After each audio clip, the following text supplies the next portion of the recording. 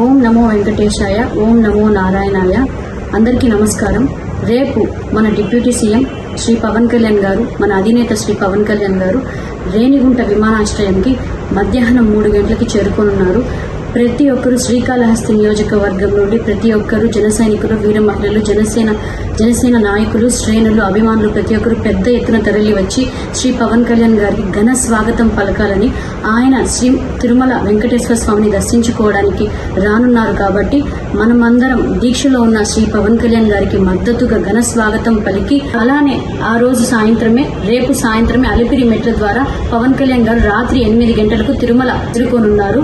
ఎల్లుండి 2వ తేదీన తిరుమల వెంకటేశ్వర స్వామిని దర్శించుకొని వేంగమాంబ అన్నదాన ప్రసాదాలు స్వీకరించి అక్కడ నుండి కొన్ని ప్రదేశాలు సందర్శించి 3వ తారీఖున వారాహి సభ శ్రీ పవన్ కళ్యాణ్ గారు చేపట్టనున్నారు. ఈ వారాహి సభకి